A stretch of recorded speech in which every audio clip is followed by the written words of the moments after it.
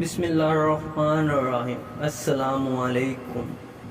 سلطان محمود غزنوی کا دربار لگا ہوا تھا۔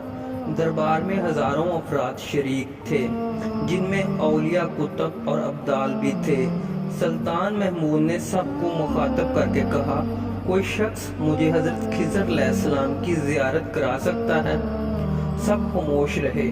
دربار میں بیٹھا ایک غریب دیہاتی کھڑا ہوا اور کہا، میں زیارت کرا سکتا ہوں۔ سلطان نے شرائط پوچھی تو عرض کرنے لگا، 6 ماہ دریا کے کنارے چلا کاٹنا ہوگا، لیکن میں غریب آدمی ہوں، میرے گھر کا خرچہ آپ کو اٹھانا ہوگا۔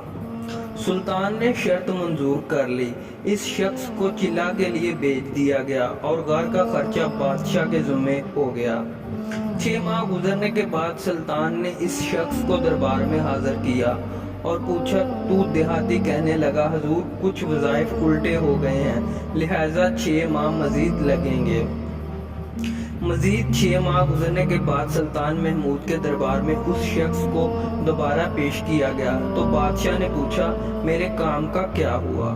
یہ بات سن کر دیہاتی کہنے لگا، بادشاہ سلامت، کہاں میں گناہ گار اور کہاں حضرت خضر علیہ السلام، میں نے آپ سے جھوٹ بولا، میرے گھر کا خرچہ پورا نہیں ہو رہا تھا، بچے بھوک سے مر رہے تھے، اس لیے ایسا کرنے پر مجبور ہوا۔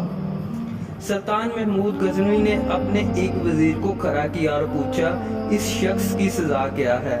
وزیر نے کہا، سر اس شخص نے بادشاہ کے ساتھ جھوٹ بولا ہے، لہذا اس کا گلا کاٹ دیا جائے۔ دربار میں ایک نورانی چہرے والے بزرگ بھی تشریف فرما تھے۔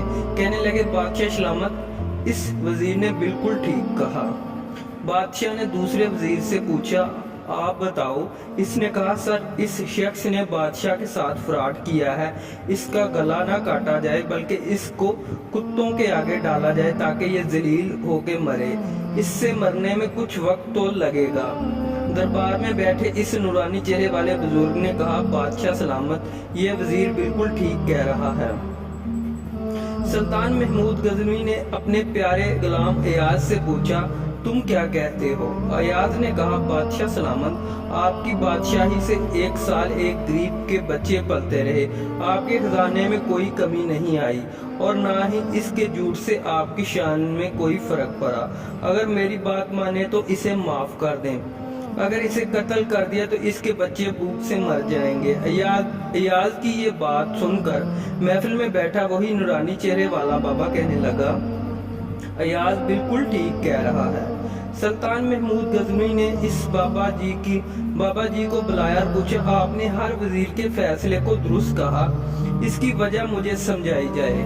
بابا جی کہنے لگے، بادشاہ سلامت، پہلے نمبر پر جس وزیر نے کہا اس کا گلا کاٹ دیا جائے، وہ قوم کا قصائی ہے اور قصائی کا کام ہے گلے کاٹنا۔ اس نے اپنے خاندانی رنگ دکھایا، غلطی اس کی نہیں آپ کی ہے کہ آپ نے ایک قصائی کو وزیر بنا لیا۔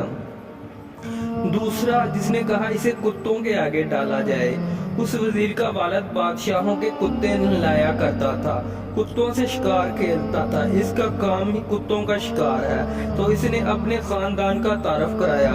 آپ کی غلطی ہے کہ ایسے شخص کو وزارت دی، جہاں ایسے لوگ وزیر، وہاں لوگوں نے بھوک سے ہی مرنا ہے۔ اور تیسرا ایاز نے جو فیصلہ کیا، تو سلطان محمود سنو، ایاز سید زادہ ہے۔ سید کی شان یہ ہے کہ سید اپنا سارا خاندان کربل میں ذبح کرا دیتا ہے مگر بدلہ لینے کا کبھی نہیں سوچتا۔ سلطان محمود اپنی کرسی سے کھڑا ہو جاتا اور ایاز کو مخاطب کر کے کہتا، ایاز تم نے آج تک مجھے کیوں نہیں بتایا کہ تم سید ہو؟ ایاز کہتا، آج تک کسی کو اس بات کا علم نہ تھا کہ ایاز سید ہے، لیکن آج بابا جی نے میرا راز کھولا، آج میں بھی ایک راز کھول دیتا ہوں۔ اے بادشاہ سلامت، یہ بابا کوئی عام ہستی نہیں، یہی حضرت خضر علیہ السلام ہے۔ سبحان اللہ۔